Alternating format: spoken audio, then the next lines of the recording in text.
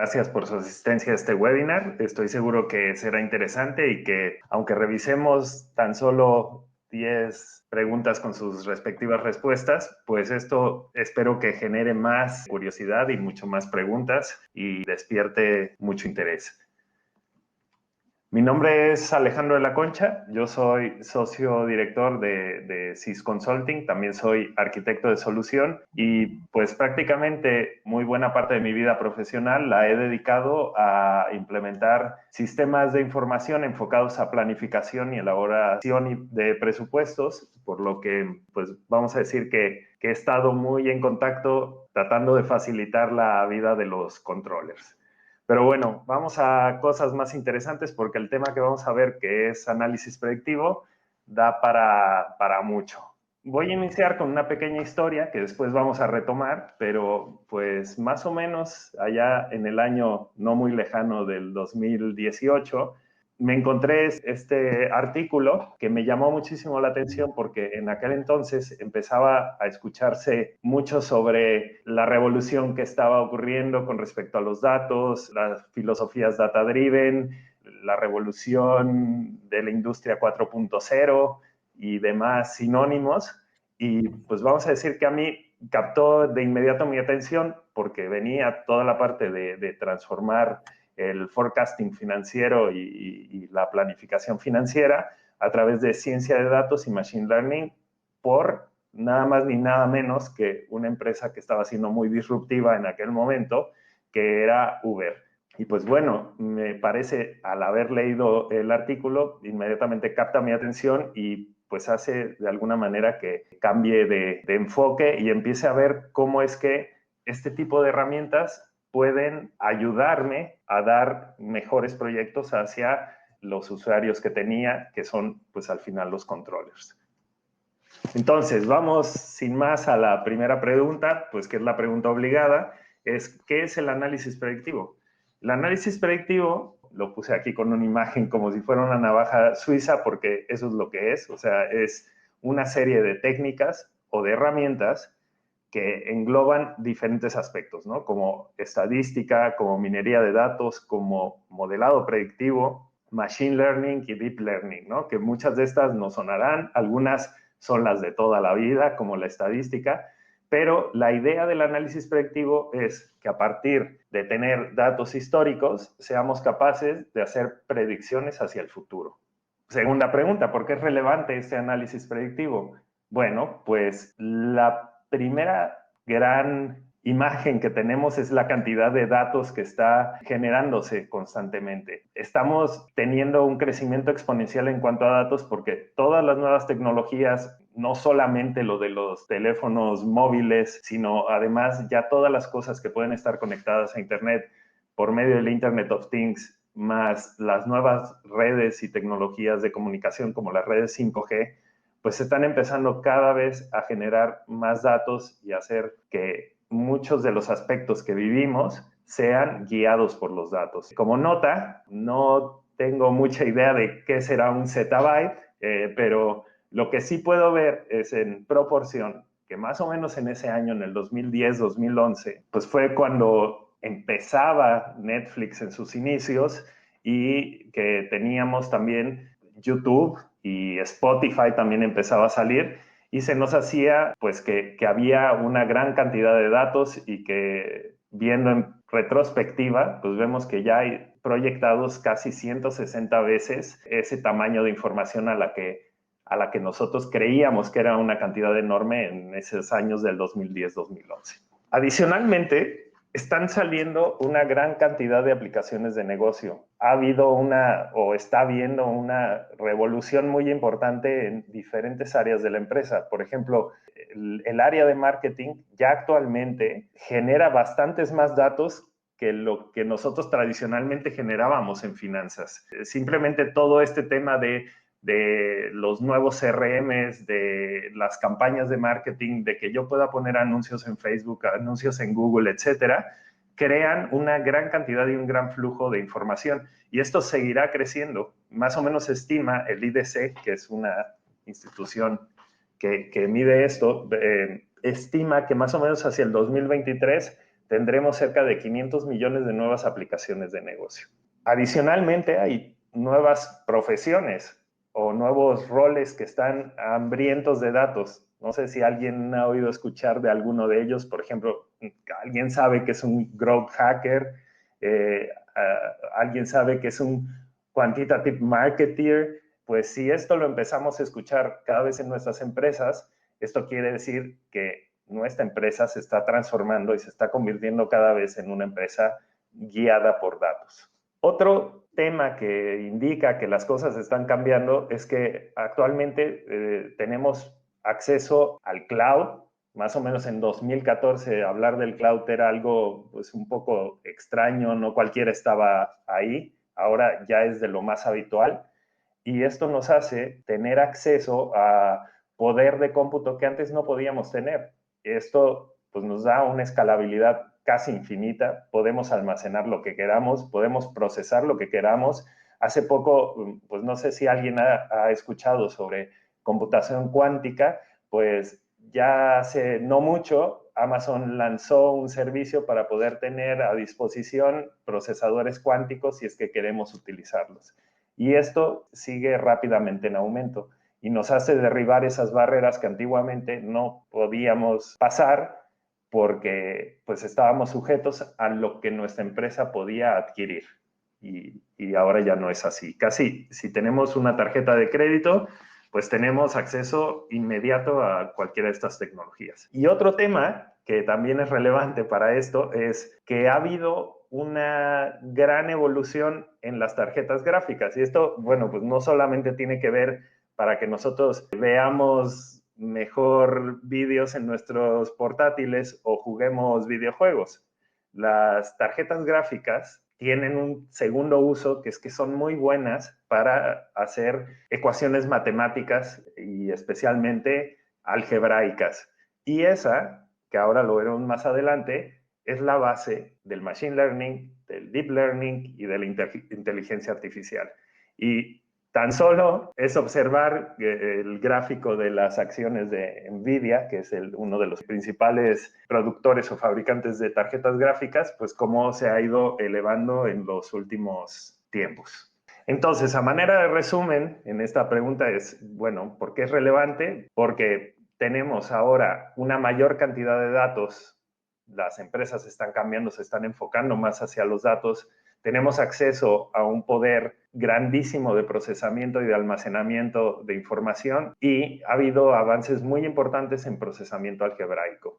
Y eso hace que sea más accesible hacia nosotros este tipo de herramientas. Ahora, ¿por qué es relevante para el controller? Bueno, pues así como vemos que está ocurriendo una revolución en datos en todos los ámbitos de nuestra vida, pues el departamento financiero no puede quedar ajeno de esto. Entonces, está pues empezando a tener, por un lado, mucha información de sus diferentes áreas y está empezando a tener mayor exigencia en cuanto a precisiones de predicciones y de buscar pues cómo hacer que esos datos o esa generación de datos sea al final un valor añadido pues para nuestros clientes externos y nuestros clientes internos. ¿Cuáles son las predicciones que más se utilizan en nuestro ámbito? Bueno, pues tenemos dos tipos, una que están enfocadas a negocio. Una es la parte de clasificaciones. En las clasificaciones, esto como para que lo entendamos un poco mejor, son aquellos, por ejemplo, si yo me dedico a otorgar un préstamo, yo tengo que determinar si es que las personas que van a pedir el préstamo son sujetos de ese crédito o de ese préstamo o no. Si hay muchas personas demandando este servicio, hay algoritmos que pueden agilizar esto de forma más rápida. O bien también si soy una plataforma de suscripción, por ejemplo, soy una empresa de telecomunicaciones y quiero predecir qué usuario me va a abandonar como para que yo le haga algún tipo de promoción, algún tipo de ajuste, bueno, pues para eso van muy bien las clasificaciones. Y el segundo, tal vez el más importante para el controller, son las series de tiempo. Y las series de tiempo, pues simplemente pues la base de cualquier análisis financiero que hagamos. Si necesitamos comparar cualquier cosa, siempre será en un primer momento contra el tiempo, ¿no? Siempre se nos pedirá el mismo periodo del año anterior, el periodo acumulado este año comparado contra el año anterior, año siguiente, etcétera. Es por eso que este webinar, a partir de aquí, prácticamente me enfocaré un poco más en la parte de series de tiempo. Siguiente pregunta, porque la escuchamos mucho, es ¿qué es Machine Learning? Y Machine Learning principalmente pues es un término que cada vez se escucha más y que en cuanto se incremente la tecnología y los datos y todo lo que acabamos de hablar, pues más relevante será.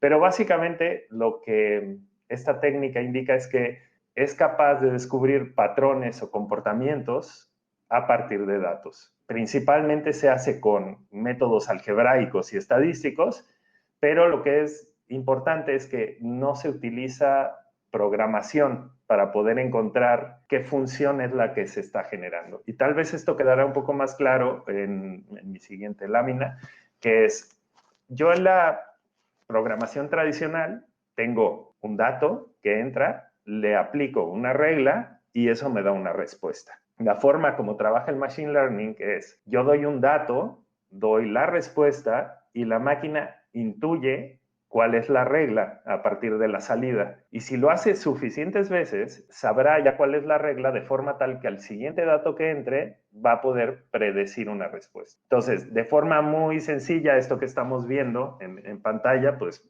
prácticamente es una función de regresión, lo podríamos ver así, entonces vas a ver muy rápidamente cuál es el resultado. Esto, por ejemplo, volviendo como al tema de clasificación, es si yo tengo un algoritmo en el cual tengo que predecir cuáles son los emails que se deben de ir al spam, eso es un algoritmo de Machine Learning, entonces yo le doy las características de los emails que llegaron y cuáles yo como humano le puse categoría de que eran spam. Entonces, lo que hace el algoritmo es intentar encontrar cuáles son esos patrones o esa función para que a partir de ahí vaya pronosticando cuál será un email que se tiene que ir al spam o no se tiene que ir. Hay veces que falla, lo sabemos, y cuando falla, pues se va al spam, pero ahí es donde nosotros como humanos damos nuestro feedback y decimos, bueno, aquí te has equivocado. Y lo que hace la máquina es que esa información la coge de vuelta y va afinando o va entrenando o va aprendiendo sobre ese conjunto de datos como para que una siguiente vez sea cada vez más preciso. ¿Cuál es la implicación de llevar a cabo un modelo de analítica predictiva o un modelo de machine learning o un modelo de deep learning? Prácticamente son estos 5 pasos. Uno es la recolección de datos, en el cual, como todo, tenemos que tener mucho cuidado de qué datos ponemos en el modelo, porque dada la calidad de esos datos, será la calidad de mi modelo final, ¿no? El famoso garbage in, garbage out. Si nos fijamos muy bien, si tenemos unos buenos datos, la siguiente fase será prepararlos, quitar tal vez ciertas cosas que para el algoritmo no es tan importante. Después debemos de seleccionar un modelo que sea el que más se adecua a la predicción que estamos buscando. Se evalúa el modelo, ajustamos parámetros y podemos nuevamente ir a seleccionar el modelo si es que no fue muy fino o incluso volver atrás hacia la recolección de datos y pasar por todo el proceso de nuevo.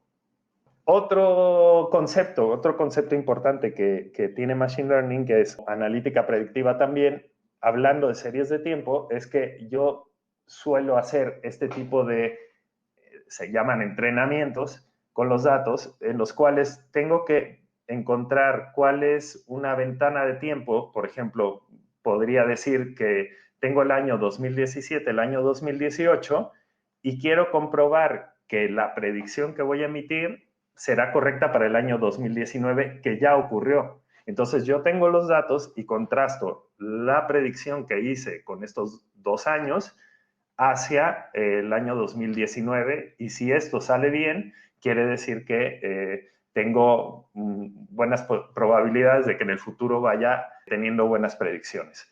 Entonces, estas ventanas de tiempo puedo hacerlas, como vemos con este método de una ventana móvil o una ventana expandida, en la cual pues yo vaya teniendo siempre tal vez un año y voy a predecir 6 meses y después me olvido de los otros periodos que pasaron y voy moviéndome así en el tiempo, o bien voy acumulando periodos y voy siempre tratando de predecir los siguientes 6 meses o los siguientes 3 meses o el siguiente año, o incluso en ciertos sistemas, por ejemplo, de mantenimiento, en los cuales es muy importante saber cuándo va a ocurrir un fallo, o en redes de informática. Si yo presiento que el servicio va a caer, pues tal vez esas ventanas de tiempo son de segundos, ¿no? Pero en nuestro ámbito más financiero, pues tal vez estamos hablando de meses, y en ámbitos como de planificación de la demanda o de ventas, pues tal vez estas ventanas son de semanas o son de días. El siguiente concepto es los modelos. Los modelos, pues podemos caer en un modelo muy simplificado, por ejemplo, hacer una regresión, pero pues esto hacia el futuro me va a traer unos datos que tal vez no sean los más correctos, o bien puedo irme al otro extremo y hacer un modelo muy a medida, en el cual sea tan a medida que cueste demasiado tiempo cuando alguna característica del negocio cambie. Por eso siempre tenemos que estar buscando como el punto medio de encontrar un modelo pues que pueda no ser tan simple y no tan a la medida. Esta actividad suele llevar mucho tiempo en estos proyectos de analítica predictiva. Y como somos financieros y estamos acostumbrados a KPIs, bueno, pues también en esta revisión de precisión hay KPIs. Uno de ellos, que lo vamos a ver en varias partes de esta presentación, es el MAPE, que es el porcentaje de error de la media absoluta, que básicamente es, cojo el dato real, le resto el pronóstico y lo divido entre el dato real, y esto multiplicado por 100 me tiene que dar el porcentaje de variación. Entonces, si yo me acerco con el MAPE hacia 0, tengo el pronóstico perfecto. Si está arriba de 0, está sobre o subestimado.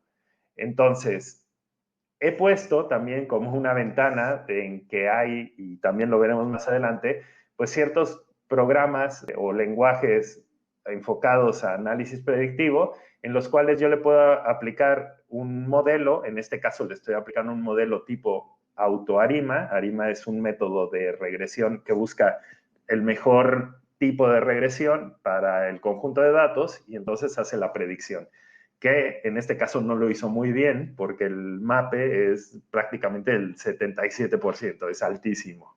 Y hay una serie de KPIs que te arroja. Entonces dice, sobre ese dato de entrenamiento, perdón, sobre ese conjunto de datos de entrenamiento, pues tengo todos estos diferentes KPIs y los voy contrastando. Entonces, al final tendría pues algo parecido a esto, como diferentes escenarios en los cuales el MAPE lo voy comparando, no solo el MAPE, sino puedo poner diferentes otras métricas, pero esta es la más sencilla de entender, y se suele iniciar con un método que llamamos naive, que es prácticamente la última información que tenemos o el último periodo. Si tengo que predecir, por ejemplo, 12 meses, pues copio el último. Si tengo diciembre, pues copio diciembre para todos los 12 meses. Ahí me está dando una variación del 33%. Y el siguiente caso, que es si yo tomo en cuenta la parte de seasonality, lo que haría sería copiar el año anterior hacia el año actual. O sea, si tengo 2019, pues copio 2019 y lo paso al 2020. Bueno, pues en ese caso ya mejora ahí un poco. Y así voy bajando y voy experimentando con diferentes modelos hasta ver cuál es el que se adecua más hacia mi caso de predicción. Ya vimos lo que es Machine Learning, súper rápido, pero bueno, pues ahora vamos a lo que significa Deep Learning. Deep Learning es un tipo de técnica que prácticamente está basado en lo que se llaman redes neuronales. ¿Y qué son las redes neuronales? Es un método que no es nuevo, tiene bastantes años, en el cual se intenta emular cómo es que funcionan nuestras neuronas. Pero lo que se han dado cuenta los diferentes investigadores es que este método es muy bueno para predecir patrones. Entonces, es muy utilizado, por ejemplo, cuando queremos nosotros, por ejemplo, detectar una imagen o detectar el habla de una persona o la forma de escribir una persona, está detrás una red neuronal. En este caso, he puesto una red neuronal que está enfocada a pronósticos de, por ejemplo, de planificación de la demanda o de planificación de ventas, ¿no? Tenemos, por un lado, como entradas, datos de cliente, datos de compra o de pedidos, datos de productos e incluso datos que pueden estar semiestructurados como clima, si es que tenemos, no sé, somos a lo mejor una industria de bebidas que tiene mucho que ver con el clima, o una de transporte de movilidad de bicicletas o de patinetes, pues tiene mucho que ver con el clima. Entonces, pongo esas entradas y la red neuronal tiene que ser capaz de encontrar los diferentes patrones y dar un pronóstico de alta precisión tomando todo esto en cuenta. Entonces, un caso que a todos nos sonará es Amazon, que es, bueno, pues el líder indiscutible en retail y que tiene uno de los mejores modelos de cadena de suministro y logística. Ellos, la forma como calculan la planificación de la demanda es por medio de una red neuronal.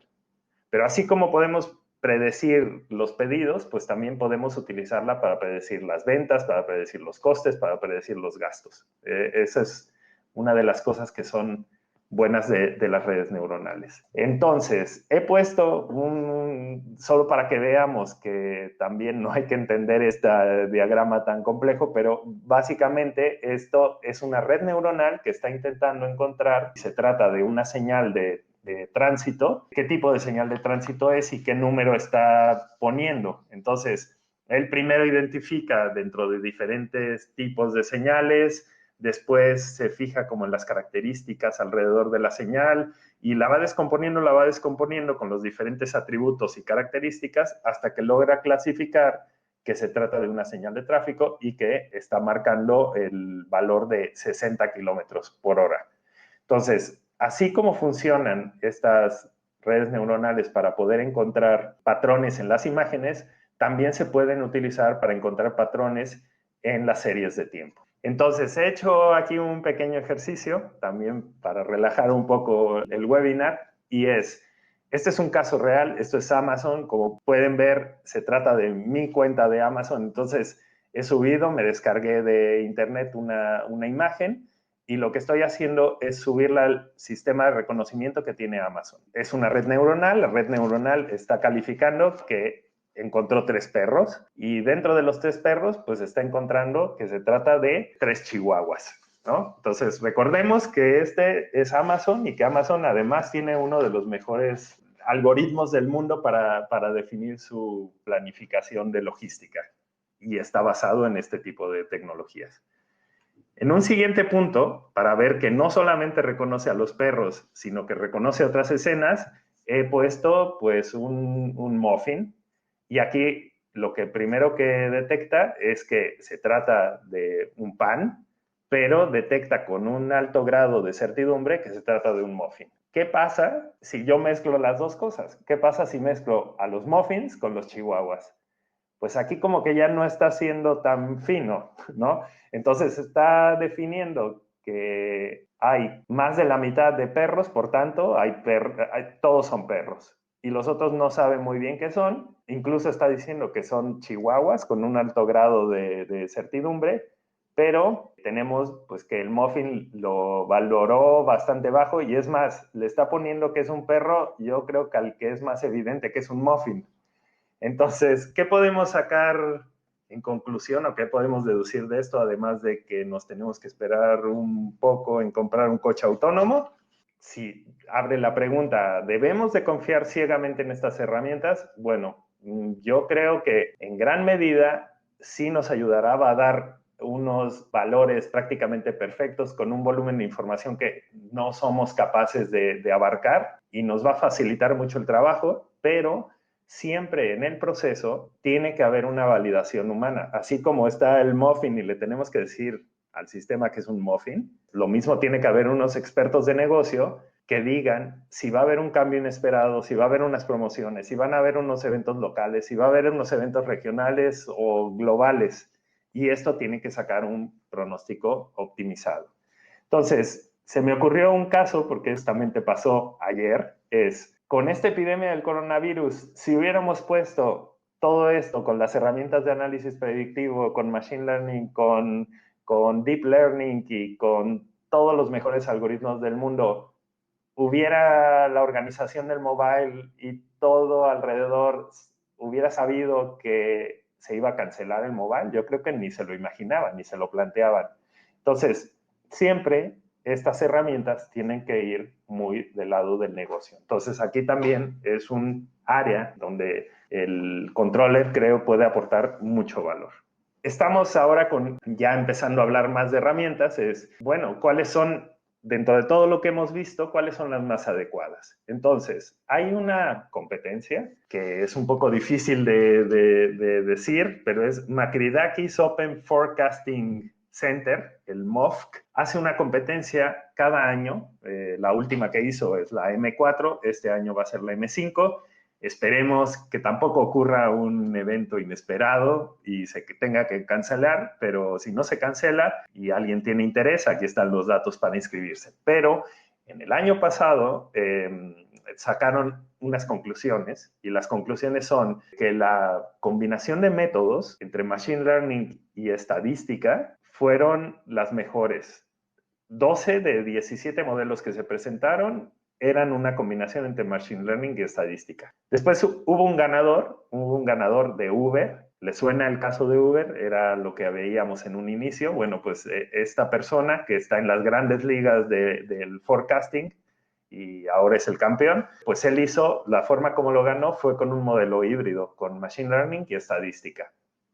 El segundo lugar usó una combinación de 7 modelos estadísticos y uno de machine learning y se dieron cuenta que aquellos que utilizaron únicamente algoritmos de machine learning no obtuvieron el mejor rendimiento. Entonces, volviendo a nuestro esquema que presentaba atrás para la parte de valoración de diferentes algoritmos, este es un caso real. Este es de una empresa, productos de consumo, que opera en prácticamente todo el mundo. Ellos tienen un departamento de ciencia de datos, donde pues, están ahí varios científicos de datos generando los algoritmos que se tienen que estar mirando cada semana para saber cuál va a ser la planificación de la demanda, la planificación de las ventas. Su input son ventas principalmente, y ellos hicieron pues estos diferentes modelos.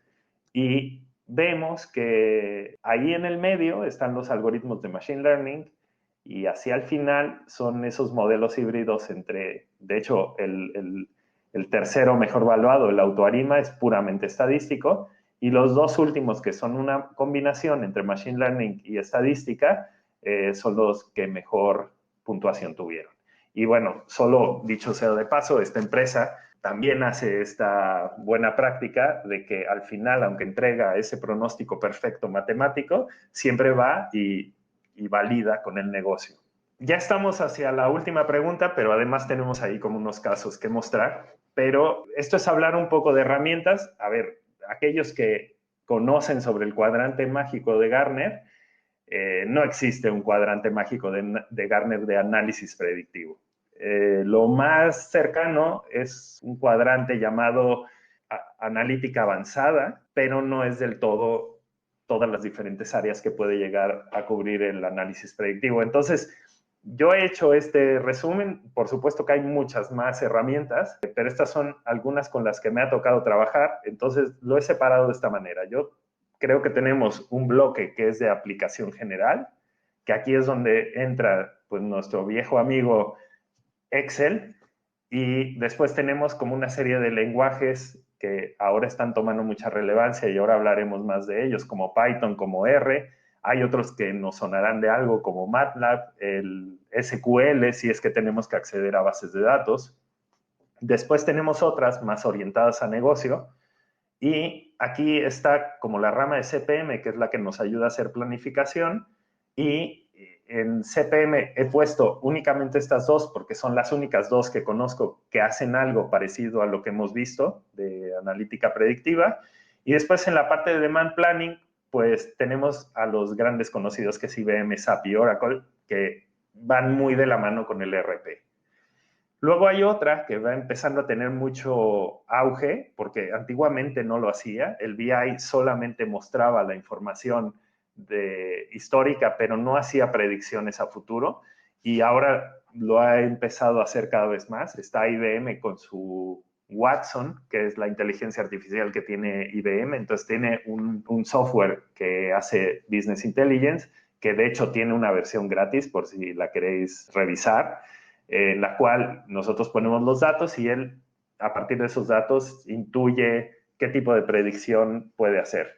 SAP ha puesto un módulo encima de su herramienta de BI, que es Business Objects, en el cual incluso le está llamando Predictive Analysis. Y después tenemos a Power BI, a MicroStrategy, a Tableau, a Qlik, que todos ellos tienen la capacidad de poner o bien una función, como en el caso de Tableau, que es semejante a la de Excel, o en el caso de MicroStrategy o de Power BI, directamente podemos poner cierto código, entre comillas, limitado de Python o de R, que son estos lenguajes muy enfocados a Machine Learning. Y tenemos una última vertical, que serían como todas aquellas orientadas a BI, donde vienen todas las herramientas que hacen analítica predictiva y modelos avanzados a gran escala de forma automática. Lo que intentan hacer estas herramientas, pues es decir, sabemos que hay mucha demanda por científicos de datos que no se va a poder cubrir, pues bueno, vamos a hacer una herramienta que de alguna manera cubra esa brecha. Y después tenemos como a los diferentes fabricantes. Aquí está Amazon, aquí está Google, aquí está Microsoft, que cada uno de ellos tienen, como lo vimos anteriormente, como vimos en el ejemplo de las imágenes, tienen sus servicios para casos muy particulares de inteligencia artificial, de machine learning, etcétera.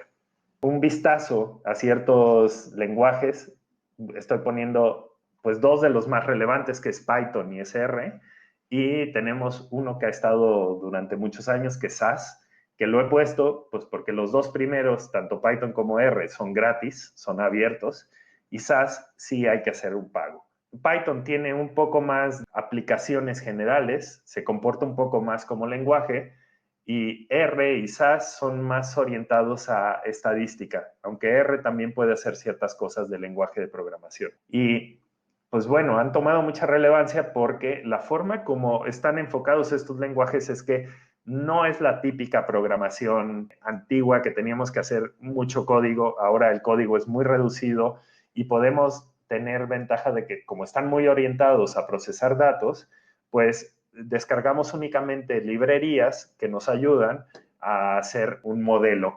Como veíamos un poco unas slides atrás, por ejemplo, este AutoArima, pues le ponemos AutoArima de estos datos y él ya me regresa una predicción o me regresa la evaluación de ese modelo. Esto es una encuesta que se hizo a científicos de datos para ver en el 2018 cuáles eran los lenguajes que más utilizaban. Como vemos, Python por mucho es el más utilizado. Después sigue SQL, que no es en sí un lenguaje, pero es muy utilizado porque en grandes volúmenes de datos tenemos que hacer cierta preparación de ellos como para podérselos mandar a Python o podérselos mandar a cualquier otro lenguaje. Entonces es muy utilizado por los científicos de datos para hacer ese modelado previo a pasarlo a un lenguaje de programación. Bueno, vamos al primer caso. Entonces, el primer caso sería mostrar cómo se utiliza SQL con Python y con una librería de Machine Learning que utiliza Facebook para hacer series de tiempo. Entonces, este es un conjunto de datos de una empresa de transportación de bicicletas en la ciudad de Nueva York que se llama City Bike. City Bike nace en el 2013 y cubre toda la ciudad de Nueva York. Básicamente, el conjunto de datos, como podemos ver, y es relevante para este caso, hay 61 millones de viajes dentro de nuestro conjunto de datos. Entonces, lo primero que salta a la vista es que esto lo tuvimos que poner en una base de datos, porque si yo intento hacer algo desde Excel, va a ser un poco complicado el poder manejar datos a esta escala. Entonces, lo que estas herramientas nos permiten es, yo puedo hacer una sentencia de SQL sobre este mismo conjunto de datos e intentar reducirlo. Como yo quiero hacer una predicción para saber cuántos viajes van a ocurrir en el futuro para de ahí tomar acciones y saber, porque, por cierto, el negocio de esta empresa, pues tiene dos vertientes. Uno, o son abonados, que pagas una membresía cada año, o la utilizas con tu tarjeta de crédito eventualmente. Entonces, quiero predecir, pues más o menos en esas dos líneas de negocio, cuántos usuarios voy a tener. Y entonces hago una simplificación, la hago porque me conviene, pero podría no hacerla. Esa es una de las ventajas de este tipo de algoritmos, que pueden trabajar a muy gran escala. Recordemos que ahora tenemos la nube como para poder procesar grandes volúmenes de información. Entonces, lo hago bajo la actividad por día y cuántos eventos o cuántos viajes he tenido por día. Esto me da una gráfica, siempre es muy bueno ver más o menos cómo está repartida nuestra información. Entonces, como decía, tengo desde que inició el servicio en 2013 y tengo en el 2018, tengo datos parciales, porque solamente los tengo hasta junio. Lo primero que hago es, esto que hice yo en SQL, se lo paso a Python. Entonces, de la consulta de SQL, esto crea algo que en Python se llama data frame. Entonces estoy pasando los mismos datos, ya vemos que es lo mismo, pero ahora están depositados en Python. Instalo la librería de Facebook, que es una línea, o sea, le digo, tráete la librería de Facebook, que es el algoritmo que utiliza Facebook para poder hacer pronósticos de series de tiempo, y en 6 líneas, no más, le estoy diciendo que quiero predecir los siguientes 730 periodos, o los que yo hubiese querido poner, ¿no? Esto me regresa un resultado que si a mí me gusta y lo evalúo, que esto ya no lo puse en mi caso, pero podría evaluar el MAPE y todos esos KPIs que habíamos hablado y decir, bueno, pues es un buen algoritmo, y si es un buen algoritmo, pues me lo puedo bajar a un fichero y esto mandarlo, por ejemplo, a mi sistema de planificación financiera, o mandarlo a Excel, o seguir jugando e iterando con ese proceso de evaluación de diferentes algoritmos que habíamos hablado, ¿no? Tal vez esto está haciendo pues una predicción muy obvia. Habría ya en la realidad que valorarlo con los expertos de negocio, porque a lo mejor pues él me sigue diciendo que la tendencia es que vaya creciendo, creciendo, creciendo, pero pues la ciudad de Nueva York tiene un tamaño, las estaciones de bicicletas tienen un tamaño y el número de bicicletas que pueden andar por ahí tienen un tamaño. Entonces, no sé si la predicción al final, para este ejemplo, bueno, es ilustrativo, pero no sé si tiene mucho que ver con la realidad, pero por lo menos nos hace pensar que siempre tenemos que validar con los que están más directamente enfocados a negocio. Caso número 2. Ahora voy a hacer un pronóstico con Excel, pero utilizando un servicio de Microsoft que se llama Machine Learning Labs. Entonces, Excel tiene, para pronosticar series de tiempo, tiene un algoritmo que hasta antes de 2016 lo tenías que escribir como fórmula, y después de Excel 2016 tienes algo que tú solo seleccionas los datos y ejecutas con un icono y te manda una predicción, pero básicamente es el mismo algoritmo que tenía Excel desde antes.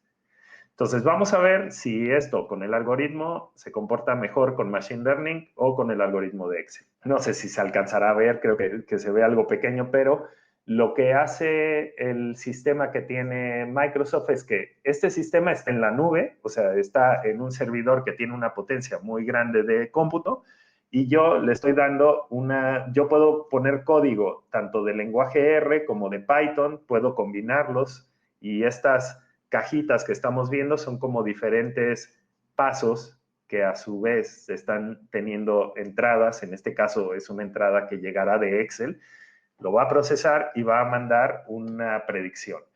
Entonces, está aplicando un algoritmo de autoarima, que ya lo habíamos visto, es un algoritmo pues, que elige la mejor regresión lineal, o no lineal, perdón, el mejor método de regresión, y eso me entrega un resultado. Se instala como un complemento, esto pues está libre, se puede utilizar, tiene ciertas restricciones, pero básicamente es libre. Entonces, instalas el complemento, seleccionas los datos, le das al botón de predecir y él va a dar una predicción aplicando el método de autorima que ha traído de una librería de R. Y me otorga un pronóstico. Entonces, por el método tradicional, el MAPE, pues salió 7,5, y con el de Autoarima 5,9, que está espectacular, ¿no? Dado todo lo que hemos visto antes, está muy bien. Ahora, inconvenientes. Al final, aquí no estamos hablando de tanto volumen de datos, es Excel, pero bueno, pues siempre viene bien tener otra herramienta más para poder hacer pronósticos. Y ya una vez que lo tienes, pues lo puedes aplicar a cualquier tipo de conjunto de datos. El caso número 3 es herramientas CPM, que son, para aquellos que no las conozcan, son las herramientas que son hechas para hacer planificación financiera prácticamente. En este caso hay dos herramientas en las cuales tienen este tipo de módulos. Una es Oracle. Oracle tiene una forma en la cual tú estás haciendo planificación y de repente dices, bueno, quiero comprobar qué métodos son los que podrían ir mejor para que me dé una predicción. Y basado en los datos y en las dimensiones que tengo, me va a lanzar una predicción y me va a decir con qué tanto de exactitud o de precisión estoy logrando conseguir un resultado. Ventajas, pues que está muy integrado a la planificación. Inconvenientes, solo de acuerdo a los datos que tengo en la planificación y los métodos que utiliza, aquí no hay machine learning, aquí es puramente estadístico. Oracle le llama predictive planning, no le llama análisis predictivo, le llama análisis de predicción de planificación. El siguiente software hace algo muy parecido. Este es OneStream, tiene un poco más de capacidad de Oracle para poder hacer las predicciones y tiene un poco más de modelos de los cuales elegir. Y además te marca de qué forma te va dando la diferente precisión del modelo y qué tipo de algoritmo ha seleccionado. Pues esto va también muy bien. También un deseo que tienen estos fabricantes es el poder integrar Machine Learning. De hecho, en su última presentación de software, lo que mostraron fue que se puede integrar a algoritmos de Machine Learning y aún no ha salido al mercado, pero va a salir próximamente. Y la parte de Machine Learning la están resolviendo con el mismo Azure Machine Learning Labs que vimos en el caso anterior. Ahora, el caso 4, que es el Nirvana, es Data Robot, que aquí es, si yo tengo un gran conjunto de datos, si tengo problema de negocio complejo, con muchas características que necesite ser resuelto, con Data Robot el enfoque es, yo pongo los datos, le pico a ese botón gigante que dice Start, le digo cuánto quiero tener de predicción y él lo que hará por mí es toda la validación de todos los diferentes algoritmos hasta encontrar cuál es el algoritmo óptimo. Y tiene montones. Y además son estadísticos, son de machine learning, son de deep learning, son mezclas, etcétera. Y él, cuando lo ves en acción, pues va descartando. Si hay algunos que, en este caso está poniendo el KPI, que es el MASE, que es el primo hermano del MAPE, en este caso no es absoluto, pero es la diferencia entre los valores. Me está diciendo, por ejemplo, si esto lo traspaso a MAPE, pues sería aproximadamente un 41%, perdón, de diferencia, un 43% de diferencia, un 44% de diferencia. Entonces él va filtrando y va descartando diferentes algoritmos. Y al final entrega una predicción y lo hace a todo el nivel de detalle que le hayamos puesto. Bueno, como último de estos puntos de la pregunta 10 es, yo recomiendo que nos miremos muy bien, sea cual sea la estrategia que sigamos, sea cual sea la herramienta en la que estemos, que miremos muy bien estar con un proveedor de cloud, porque ellos ofrecen toda una gran variedad, diferentes sistemas y de diferentes opciones, y lo que nos ayuda es pues el poder tirar de esos diferentes módulos para poder tener mayor capacidad de abarcar más casos. Bueno, pues ya llegando al final, como prometí, pues teníamos aquí que revisitar el caso. No voy a entrar al caso en sí, de hecho estoy dejando aquí el vínculo por si lo quieren ir a revisar. Viene un vídeo, se explica muy bien, está muy técnico porque es el área de ingeniería de Uber, pero creo que después de la charla que hemos tenido, del webinar que hemos tenido, por lo menos algunos conceptos he podido transmitir y se entenderá mejor. Tal vez hay que quedarnos que Uber, al ser una empresa de tecnología que es guiada por datos y que tiene un volumen de información enorme, que son 15 millones de viajes en el 2018, 15 millones de viajes por día, multipaís, multicaracterísticas, no había manera de solucionar este tema de hacer la planificación financiera si no era tirando de este tipo de herramientas. Yo creo que así como ha sido de disruptivo Uber en cuanto a movilidad, pues también lo está haciendo en sus propios procesos y es una empresa que hay que seguir muy de cerca. Ya lo veíamos anteriormente que el que ganó el concurso de forecasting fue Uber y pues son cosas que en estas empresas primero inician, pero después se va yendo hacia el resto de empresas más tradicionales. Hay que mirarlo, hay que estar muy de cerca y hay que, pues de alguna manera tenemos la responsabilidad como controllers y como área de finanzas, pues de estar liderando este tipo de iniciativas que al final se traducen en valor para nuestro negocio. Entonces, conclusiones. Como vimos, el mundo está cambiando, hay que aceptarlo y por lo tanto las herramientas están cambiando y las funciones del controller van a cambiar. Tenemos que empezar a saber algo de esa parte de ciencia de datos, a saber algo de esa ingeniería de datos, pero al mismo tiempo ser ese experto de negocio o ese vínculo con negocio que sepa traducir esa parte muy técnica a un beneficio de negocio. Cada vez vamos a ver más sistemas de pronóstico asistidos por herramientas de análisis predictivo, tanto como vimos como por estadística, como machine learning, como deep learning. Ya son muy accesibles. Lo único es que ahora están muy desordenadas. Hay muchas en el mercado, pero están ahí. Otro con el que hay que quedarnos es un modelo óptimo, es aquel que mezcla diferentes técnicas. O sea, no podemos irnos como pensando que solo el machine learning, que es lo mejor de lo mejor, o solo el deep learning, porque se escucha muy guay, pues va a ser lo mejor de lo mejor. Y por último, y aquí acordémonos de los chihuahuas y los muffins, un pronóstico debe de tener validación e input humano por parte del proceso. Si no, puede ser muy matemáticamente perfecto, pero muy poco preparado para cualquier cambio abrupto en el negocio que sucede. Ya he llegado al final, creo que tenemos unos cuantos minutos. Si quieren, podemos hacer alguna ronda de preguntas, lo que necesiten. También estoy dejando mis datos para cualquier seguimiento, para cualquier feedback, para cualquier pregunta o cualquier experimento que quieran hacer con nosotros, pues lo podemos hacer. Anímense. Bueno, tengo una pregunta, me está llegando. ¿Dentro de Power BI se pueden hacer predicciones? Sí, sí se pueden hacer. Me faltó incluir ese caso, no tenía tiempo para ponerlo, pero en Power BI, si ves los iconos que tienes en la parte de los gráficos, viene un icono con una R y con el simbolito de Python. Tú los puedes utilizar y aplicar el algoritmo y darte una predicción. Cualquiera puede acceder a esos modelos predictivos de Amazon o Facebook. Facebook es gratis. Facebook, si tienes Python o si tienes R, te descargas la librería, es solo instalarlo y viene en la página, tú busca en Google Facebook Profit y te va a enseñar cómo se utiliza.